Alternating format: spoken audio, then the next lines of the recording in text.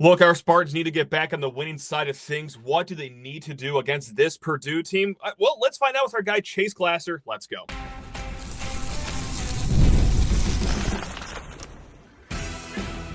You are Locked On Spartans, your daily podcast on the Michigan State Spartans, part of the Locked On Podcast Network, your team every day. And start the season with a big return on FanDuel. New customers can place a $5 bet, and you'll get started with $150 in bonus bets if you win that first $5 bet.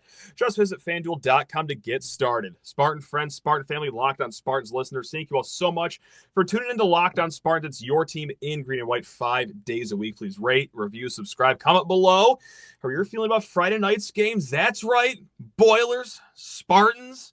Some are calling it the game of the year, Chase, but before we get to that, hey, if you're driving up to the game right now and you're listening to this, making us part of your game day ritual, cannot thank you enough for that. And also, Alan Haller invites you, or he should give you an invite to the end of the year gala for being that heavy of a Spartan fan where you are driving up to this game. I'll be there too. Come say hi if you see me. I'll be shocked. But Chase, let's talk about this. Yeah. Not the sexiest matchup of all time. Against all odds, Michigan State 13.5-point favorites right now, despite losing 6 of 7. But Purdue, not great here. They have one win on the season. It's back in August.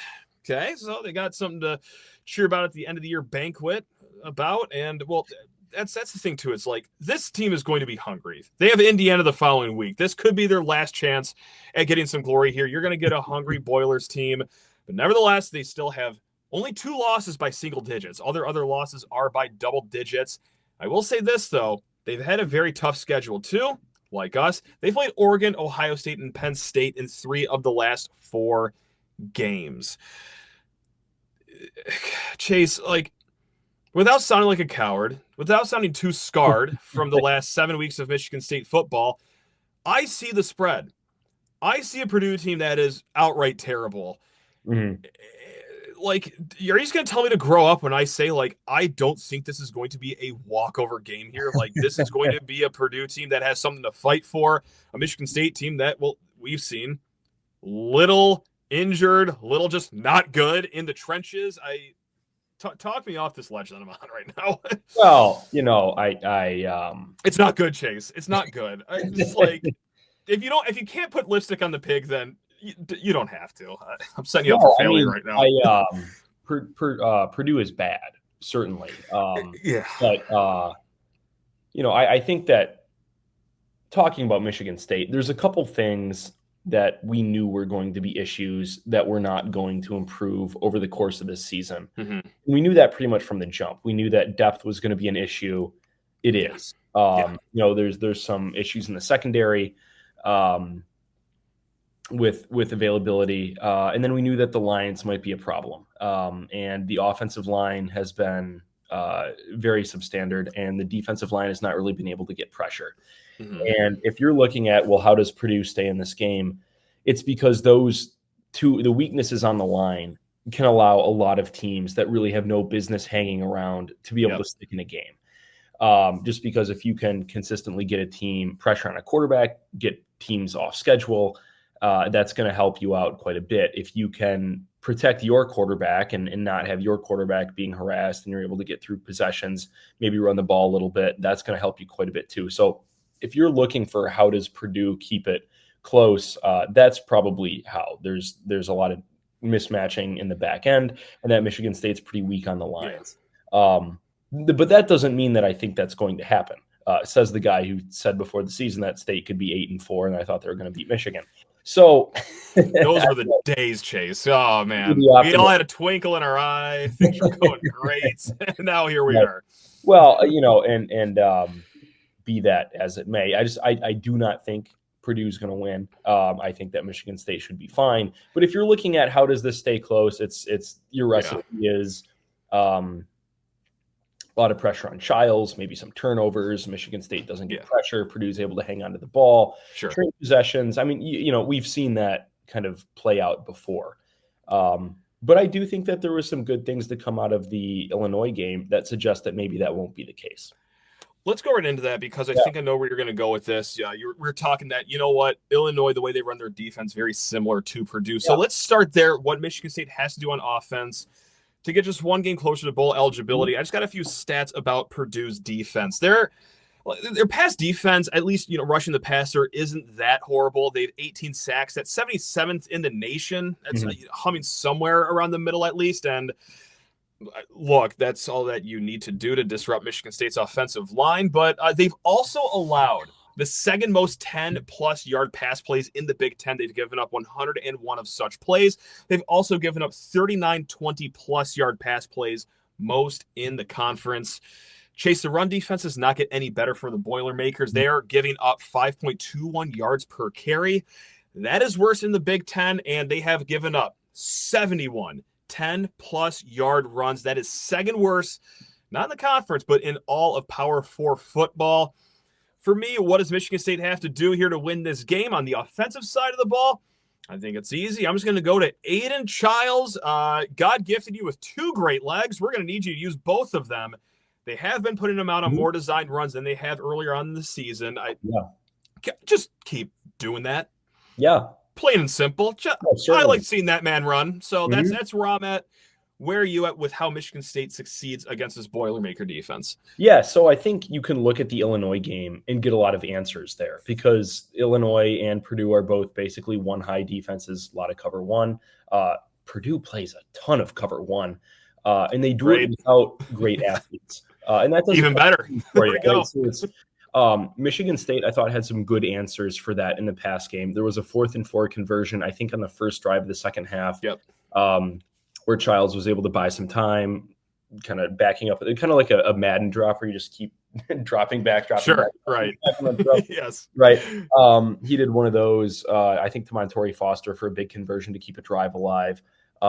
There was a lot of answers in the passing game on a lot of kind of crossing route concepts, and you hit one of those.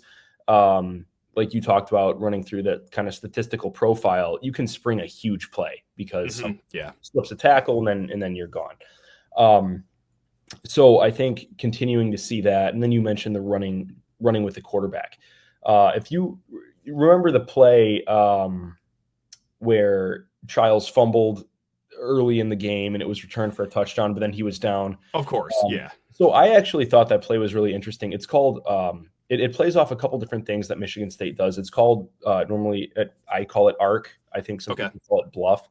But an arc read where Michigan State runs a lot of split zone, where you are not blocking the end man on the line of scrimmage on the backside, which allows you to shove everybody over one gap to the play side. And then you have that tight end. You're running towards the tight end, that kind of offset tight end that State has, comes across the formation and kicks out that guy. It's called split zone.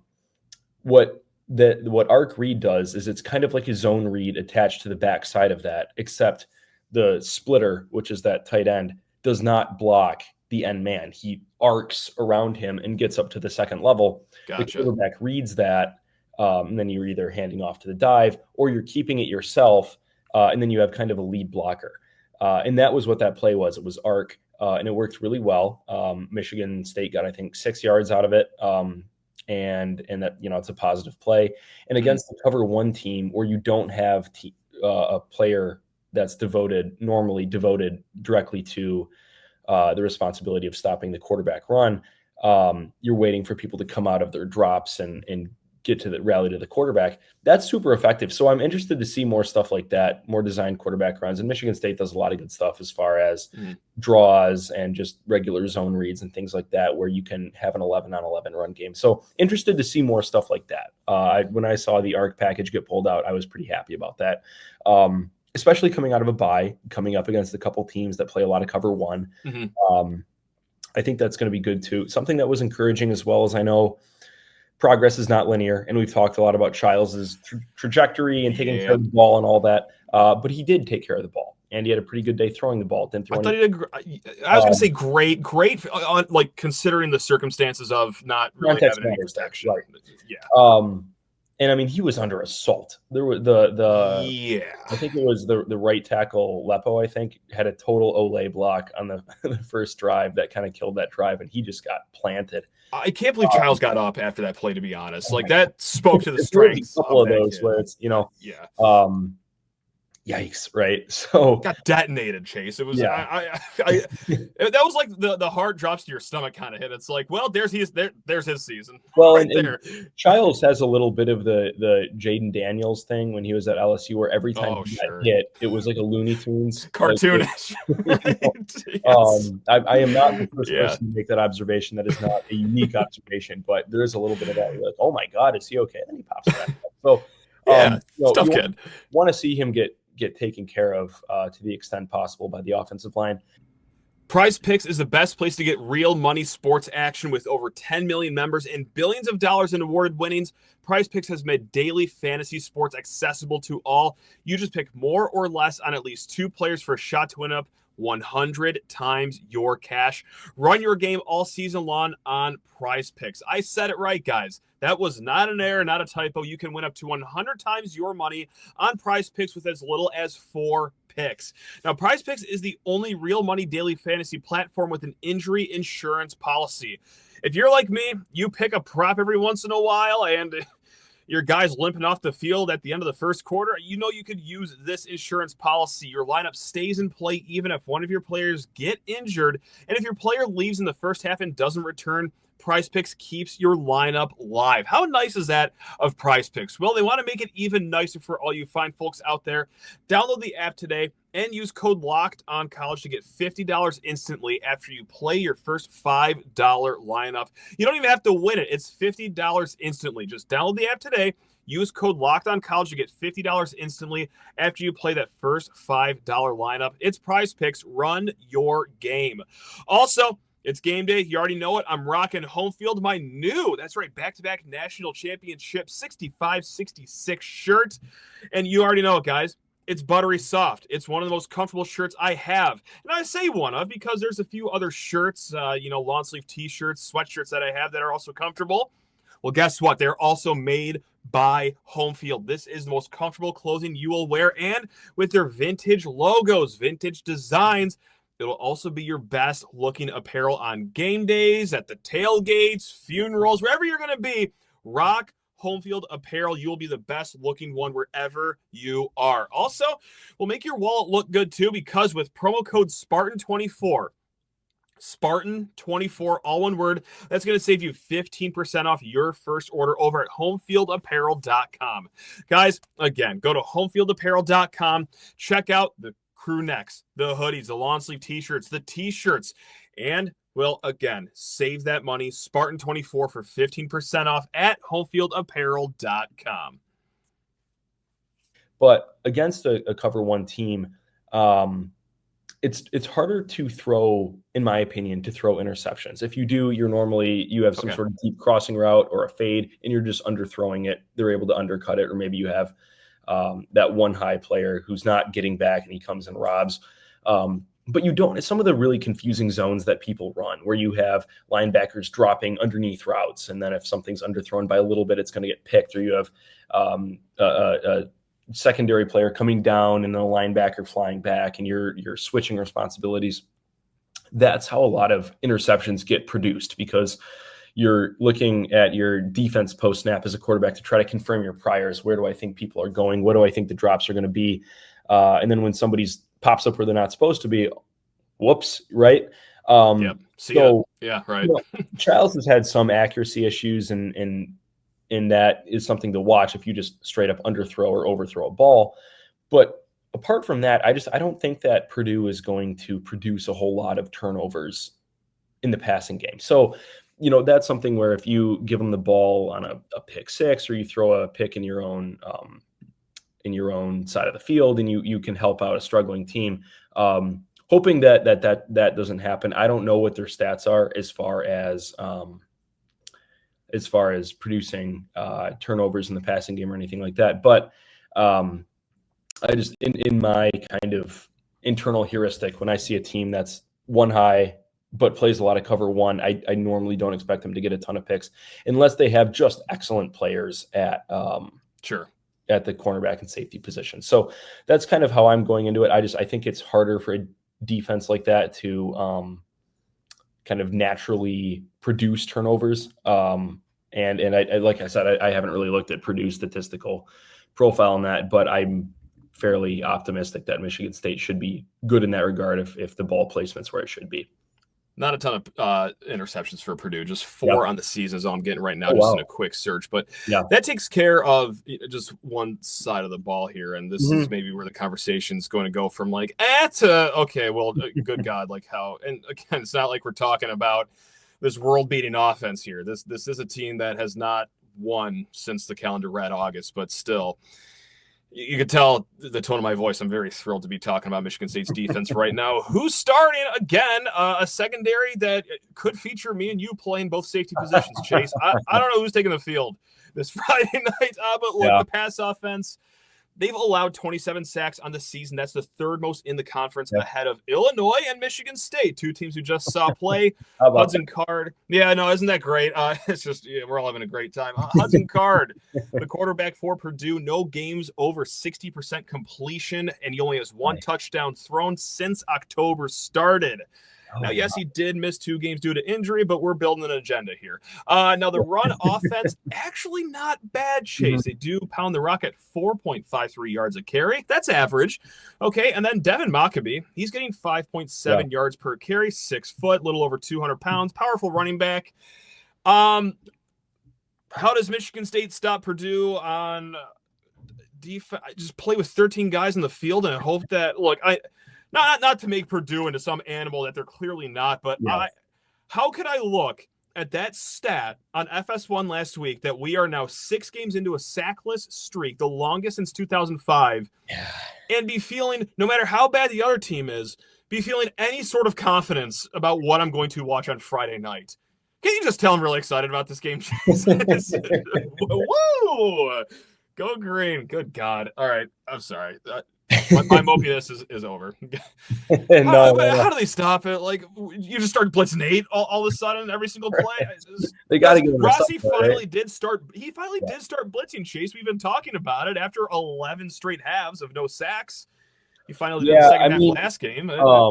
This is certainly a game where you really wish that State had some sort of an organic pass rush, just because it makes life so much easier. But I mean. Yeah, as far as how do you stop the team, it's not like they haven't been stopped before. They've been shut out 2 or 3 times. Granted, those were the good teams. It's not looking good, But, I mean, I think they scored like 10 points against Nebraska. They, they haven't been great. The one game, actually, that I actually was able to sit down and watch was, I think, like a double overtime game against Illinois, and they put up like 50 points or something like that, or 40. They lost 50-49, double OT. That's right. That was a bizarre game because Illinois had that game won, and then they just totally imploded in the back end of the fourth quarter. I look much less at what Illinois or Purdue does and much more at what State is going to do here, just because it's kind of the simple things. I mean, can you play fundamentally sound? Don't. God, there was a play against Illinois. It was I think it was a touchdown catch. It was a slot fade, and it was kind of an out and up. And it's like Gross just steps the wrong way, and he kind of got turned around. I think I know what you're talking about. It was I think their first touchdown, and it's like if you give them a step, they're college football players too. Don't do that. It's just kind of the little things of, can you just play fundamentally sound? Can you be where you're supposed to be? Can you contest everything? And if you do, like we've talked about, if there was a game where I think Nick Marsh could go absolutely plumb wild, it could be a case of your best defense is a good offense. Because you go up 14-3 on these guys, it's just like, I don't think they have the juice to come back. And that's going to be something I really look at is if you go out there and you start strong and you come out in your first drive is a lot of the man beater stuff that you've repped all week. You've repped it during the bye week. You repped it against Illinois. You go out, you score. You maybe give up a first down, you get a punt, you score again. It's like right there, I'm feeling pretty darn good. And it's going to take execution. It's going to take doing. But I do think you can game state this team a little bit, where it's like if they all of a sudden have to play from behind, maybe you are able to get a little bit of a pass rush. Maybe you are able to have some of those sim blitzes and sim pressures. I don't know what the availability list is going to be. I would imagine it's been a little bit grim in past weeks, but I think if you can just go out there and play a game that's going to be fairly fundamentally sound, have people in the right places, you should be okay. Because I do think that regardless of anything, Michigan State still has athletes. They still have players. They still have guys. And that matters. I mean, I don't know. I think I always make in my head Michigan State better than they are, but I still think that this team has high-level athletes. And Z-Biotics pre-alcohol probiotic drink is the world's first genetically engineered probiotic. It was invented by PhD scientists to tackle rough mornings after drinking. Here's how it works. When you drink, alcohol gets converted into a toxic byproduct in the gut. It's this byproduct, not dehydration, that's to blame for your rough next day. Pre-alcohol produces an enzyme to break this byproduct down. Just remember to make Z-Biotics your first drink of the night. Drink responsibly and you will feel your best tomorrow. Spoiler alert, I'm going to probably have a beer or two or maybe just a little bit more at the tailgate this Friday before walking into Spartan Stadium, and we'll probably have another beer inside there too. But before all that, making Z-Biotics pre-alcohol probiotic my first drink of the night. It is so easy to use. Step one, like I've said, you just drink the pre-alcohol for best results. Make it your first drink of the night. Step number two, drink responsibly. I said I'm going to have a few drinks. I'm not going to have 86 drinks. So you got to keep it in check still for this all to work. And then step three, enjoy tomorrow. Wake up feeling refreshed after a good night of sleep and be ready to take on the day. Go to zbiotics.com/lockedoncollege to learn more and get 15% off your first order when you use Locked On College at checkout. That's all one word, Locked On College. Z-Biotics is backed with 100% money back guarantee. So if you're unsatisfied for any reason, they will refund your money, no questions asked. Remember to head to zbiotics.com/lockedoncollege and use code LockedOnCollege at checkout for 15% off. Also, guys, FanDuel, as we are talking right now, Michigan State 13.5-point favorites against the Boilermakers. If you're, a little weary about the Spartans, well, go ahead, take the points over at FanDuel. Or if you don't want to pick a side, completely understand it for this game. We will be at the end of the show for 5 best bets, but still, you'll keep yourself busy with all the prop bets going on over at FanDuel, America's #1 sportsbook.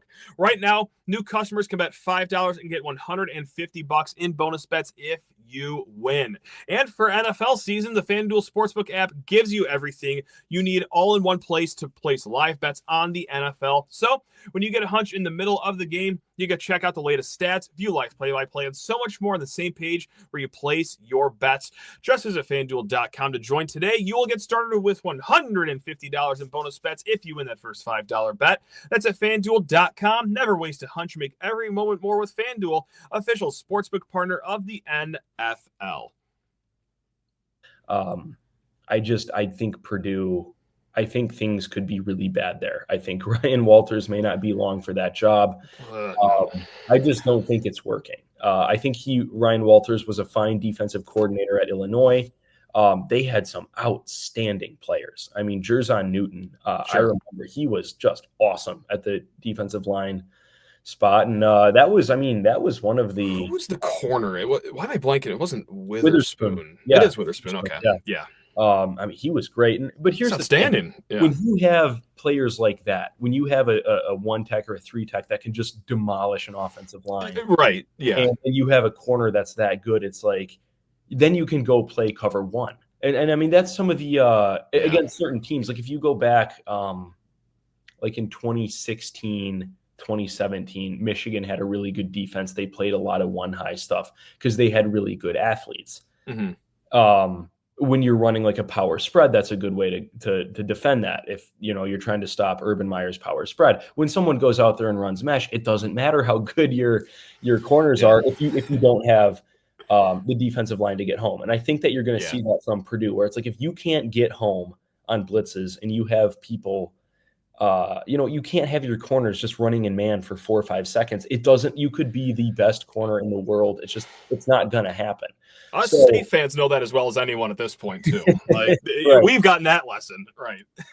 Yeah, it's just like, you can't. I think that his defensive architecture without high level athletes, it makes a really difficult ask of players, where it's like, if you're playing in a zone where you can drop people, you can really hide a lot of stuff. And you can hide people's athletic limitations. You don't have that luxury. And I mean, Nick Marsh, he will be the best player on that field when he steps on it. Mm-hmm. Right. Aidan Chiles is going to be one of the most athletic people on that field when he steps on it. Right there, I mean, I think that you should be able to get a fair amount of production with that. Now, I'm sure Marsh will get their best corner the way that he did against Illinois, because that's your answer. If you don't have a schematic answer, you got to have a personnel answer. Yep. But I think that Illinois has a pretty darn good defense, in that they're really well coached and they have some talent. I just don't know if it's that way for Purdue. I don't pretend to know a ton about Purdue. I haven't watched them a ton. I've watched enough bad football on my own time. But likewise, yeah. But I still think that there's some game breakers in there for Michigan State, and I think that they're going to be fine. And then you're going into, the last week of the season with something to play for. Can I just obviously when we have you on, you talk very high level. You are the thinking man's football mind right now. But can I just throw something out there that you're just probably way above right now? Probably everyone listening is way above this too. But you alluded to it. I think the key to the game here, and this is like such a stupid cliche because you want to do this literally every game that you play. It's like when a coach says, "Oh, we got to go be physical." Well, thanks, coach. Appreciate that. Yeah, right. Glad to hear we're not going to go out in pillows and just try to softly hug them to death. Anyway. You got to get up early on these guys because like they've had monstrous opponents 3 of the last 4 games. And that 4th game was an overtime loss against Northwestern. 1 win. Okay, this is it. Last realistic shot at a win. And then if you go up, just like you said, 14-3, okay, it's going to be 40 degrees, 20-mile-an-hour winds. There might be precipitation in the air. Oh, God. Make them as miserable as early as you possibly can and just make them look forward to getting back in the locker room, back on that team bus and back to West Lafayette, just so they could all enter the transfer portal and take the next step in their football careers. Do not give them any chance to believe that happiness could be at the other side of that game. And it has to be early. This is a team that is weak. They are a 3-legged dog that hasn't gotten a meal in 2 weeks. Just for once and for all, kick them right over, Chase, right out of the gate. I totally. Sorry for the horrible visual. No, it's God. True. It's true. Please just because, people have talked what's the mindset of this Michigan State team? The last month or so, month and a half has been pretty rough. Kind of what are we talking about here? Whatever is going on, and I think that things are largely fine. I just think they don't have depth and they have bad offensive lines. I don't think it's chalk it up to it is what it is. If you can't block and you can't run, but whatever that aside, it's like whatever you think may be going on in the Michigan State locker room, and I'm not saying that it is, and I don't think that it is. But whatever you think may be going on, I guarantee you it is orders of magnitude worse in the Purdue locker room. I saw somebody in our Slack chat sent something about how there was an ad in Ross 8 about Ryan Walters asking people to donate blood for the Big Ten blood drive or whatever, and everybody booed him. That's nice. The video of him asking people to donate blood, and I cannot ascertain the veracity of that, but that's not good. I can tell you. Booing blood donation pitches, that's a tough look. But at the same time, I kind of get it from Purdue fans. I don't think I'm above booing that either if that's how dire straits were with the football team. Well, I mean, this is a team that was consistently kind of a giant killer in 21. And they were in the Big Ten title game in 2022. Yeah, they had some spice to them. Yeah, us State fans know in 2021, no one goes into Ross State and just leaves with a win. Yeah, that was huge. And they had David Blau, and then they had I love David O'Connell. O'Connell is kicking around the NFL a little bit. Sure. Oh yeah, cash and check still. Yeah. Yeah. So Maccabee had done some work too. They had a string of really good receivers. There was the one guy I remember he did work against State in 21. Rondell Moore. Oh no! David Bell. David Bell. Yeah, David Bell. Yeah. It's just but they had really good guys, and it's just that it has been precipitous, like how quickly It's a big word. Wow. I'm leaving, so I don't know, but I think State's going to be fine. I really do. Thanks. You've heard me say that before, but I think it's going to be fine. This is a very Big Ten game, at 40 degrees, spitting rain on a Friday night. That's brutal. I mean, that is good stuff. I know. I need to get my brain checked with how excited I am to go to this game. This is just the matchup alone with the weather too. Like, where I haven't checked, but I feel like the West Coast teams have played in a lot of the Friday night games, and it's like I want to see UCLA playing at somewhere nasty on a Friday night with a Piscataway. Yes, that's snowy November night in Lincoln. I'm trying to see. That might be the only thing I'm excited about a 12-team playoff, which I'm not a huge fan of because the regular season seems to not really matter, and that's kind of a shame. But I want to see those games. I really do. Yeah. If we're going to destroy the sanctity of the regular season, let's at least see some good helmet games in a snowstorm. I'll save that rant for another day because I can go an additional 45 minutes. We've got off-season content. Oh, of course. But I will say this about the college football playoff, and I'm ready to make my first horrifically stupid bet of this 12-team football playoff. Are you willing to hear it, Chase? Oh, yeah. Because it is when Tennessee and Georgia were playing. There was one team that was upset that their heaters on the sidelines were not working, and it was 55 degrees outside. If you haven't seen the clip, just go look for it on Twitter or YouTube. But, right there and then, I'm thinking whether it's Tennessee or Georgia, doesn't matter. Soft SEC teams as they go to Happy Valley when it is 38 degrees, middle of December. I'm ready to bet on James Franklin to win a big game just because one team got a little chilly during an SEC game. Well, that's funny. I told you it was stupid, but I'm going to do it. I am going to do it.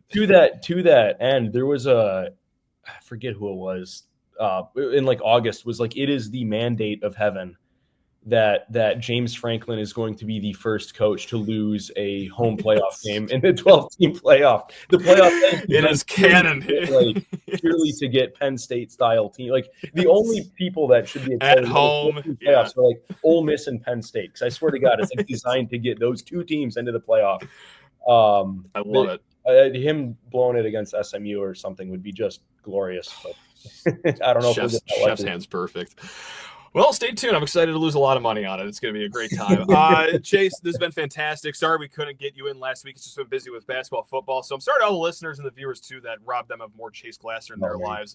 We'd love to try to sneak you in next week during Thanksgiving week. I'll be around. Chase, you know what? Let me be the first to say we are thankful for all the time and the insight that you offer up here on Locked On Spartans. Really do appreciate it. And also, hey, equally as thankful for all the viewers and listeners. Not done just yet, though. I got 5 best bets. We are close to the finish line of securing a plus 500 season. We will be back here in a hot second. All right, massive thanks, as always, to Chase Glasser of Spartans Illustrated. Doing just fantastic work over there, just like all the other guys at Spartans Illustrated. If you wanted more recruiting talk in your life and missed our chat with Ryan O'Blennis of, you guessed it, Spartans Illustrated, go back a few days. We talked about the state of recruiting, how it gets better up until signing day. So, again, guys, go listen to that chat if you want some recruiting talk in your lives.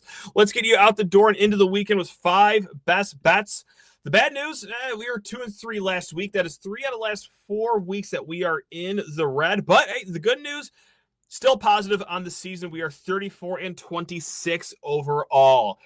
If you can tell by the tone in my voice as it pertains to this Michigan State Purdue game, I think Michigan State will win this game. Do I have the bravado? Am I beating my chest in confidence saying that, we're going to win by 80? No. With the state of the offensive and defensive lines here in Michigan State, I know Purdue's bad. You can still be a bad team and still win those battles in the trenches, I fear. So I am going to go Purdue plus 13.5. It's a big number. Michigan State can still win somewhat comfortably and Purdue still cover, but I've seen enough from the offensive line. And I've seen even more, or I guess even less from the defensive line. You guys know the story by now. I'm going to take Purdue here. I'm not thrilled about it. I hope I'm wrong. I'd love to settle in for a nice, easy, breezy 40-point win. I just don't see it happening. Hope I'm wrong, but that's where we're at for this game. The other 4 games, Kansas plus 3.5 over Colorado. The world is on Colorado. They are hot. They are cooking. They have a Heisman contender. and a really good quarterback, probably the first quarterback taken off the board. So the public is piling on Colorado. We're going to zig while everyone else zags. We're going to take Kansas plus 3.5. Now, I just said all of that. Hey, public money, this is the trend that you should take. Always take Vegas's side. Well, allow me to just be a sucker for one pick this week, guys, please. Because Indiana, I think they're getting something like 75% of bets, but only 50% of money, which tells you that, well, the Sharps really love Ohio State and that big minus 13.5 number for the Buckeyes. I think Indiana's going to cover this number. I do because, well, I think their trenches are good enough to hang with Ohio State. Yes, Ohio State is going to have the supreme skill position players in this one. But look, when we face the Hoosiers, I liked what I saw from their defensive line. I liked what I saw from their offensive line. I think it can be enough to make it a game in Columbus. So, I know I preach going against public picks, public money a lot. I'm taking a sign of weakness here. I'm going to take that big slice of cheese on the mousetrap, and I will get my head chopped off. But, I'm going to be a Hoosier hysteric this weekend. Also, let's just keep it with that game, too. Over 51.5 for Ohio State, Indiana. I like the Buckeyes scoring a bunch of points this game. And Indiana's offense, I think they can hang around enough to make it over 51.5. And the last game of the week we will do, keeping it in the Big Ten Conference, Minnesota hosting Penn State. The over-under set at 45.5. I see this being just a nasty, old, classic Big Ten game. Penn State gets out of there 23-15. Some weird combination of numbers you barely see in football, but I think it will be below 45 points. So, class, just to recap, Purdue covering 13.5 against Michigan State on Friday. Kansas plus 3.5 over Colorado. Indiana plus 13.5 at Ohio State.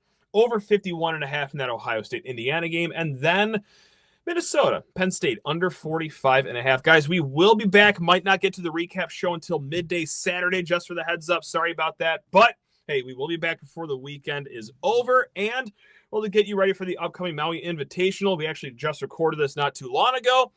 6 of the 8 teams in there, yes, they are locked on teams. So we did a big round table. I was there. It was a good time. So that'll get you ready for the Maui Invitational coming up before you even know it. All right, guys. Hey, take care of yourselves. Again, if you are at the game, hey, you know what? I hope we run into each other. Genuinely. Let's have a great time. Mix in the water this weekend. Take care of yourselves. And, if you're going to the game, pack an extra layer. It's going to be a chilly one. All right, guys. Love you all. Go green.